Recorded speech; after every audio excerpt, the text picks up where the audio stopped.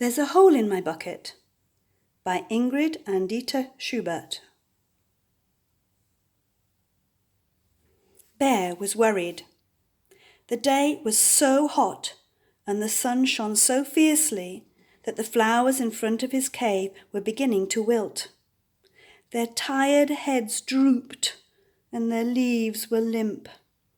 "I must get them some water from the lake at once," said Bear to himself. "But what shall I carry it in?"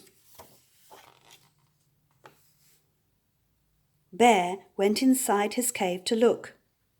He found a spoon, but that was too small.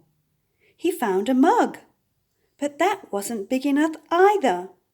He found a sieve, but that wouldn't carry any water because it was full of holes. "I know," said Bear, "a bucket. I must have one somewhere." And sure enough, he found one, half hidden by an old box.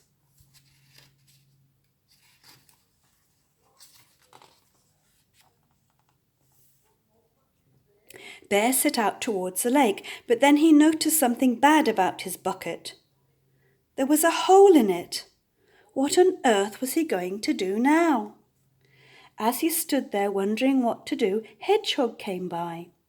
He was out for a stroll, but he stopped when he saw Bear's gloomy face.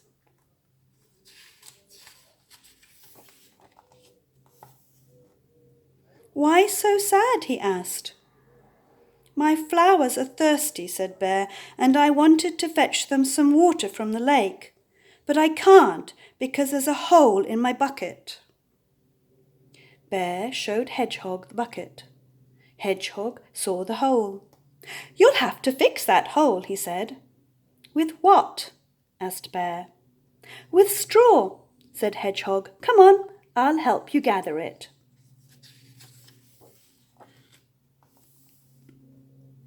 The two friends soon had plenty of straw, but it was too long to use. Bear tried to break it, but the straw was too tough. "You'll have to cut that straw," said Hedgehog. "With what?" asked Bear. "With scissors," said Hedgehog. "Wait here, I'll fetch some from my house."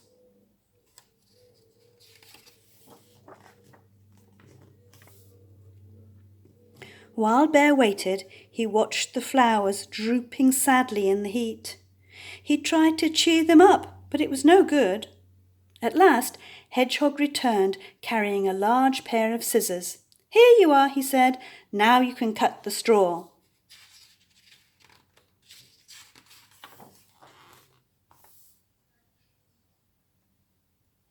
Snip, snip, snap, snap went the scissors, but they wouldn't cut the straw.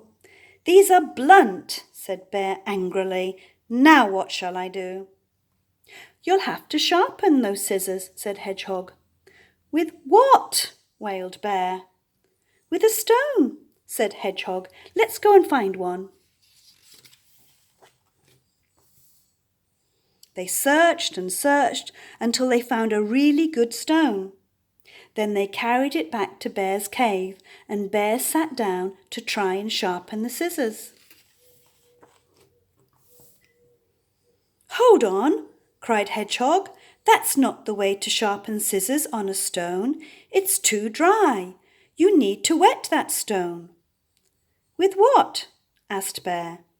"With water," said Hedgehog. "You'll have to get some from the lake." "With what?" asked Bear quietly. "With a bucket," replied Hedgehog. "But there's a hole in my bucket," whispered Bear. "Now what?"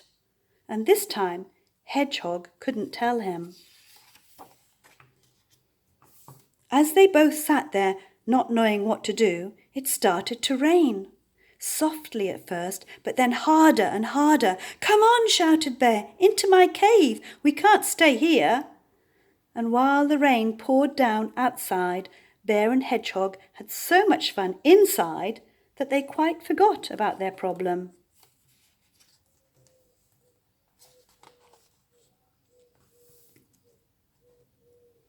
When the rain stopped, they went outside again, and what did they see? The flowers were nodding their heads, and their leaves no longer hung limply at their sides. The rain had cheered them up.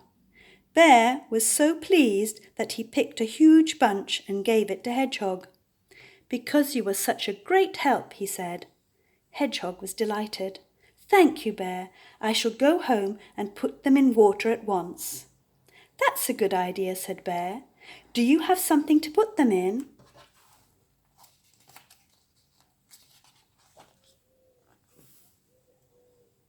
"Of course," said Hedgehog. "I must have a bucket somewhere."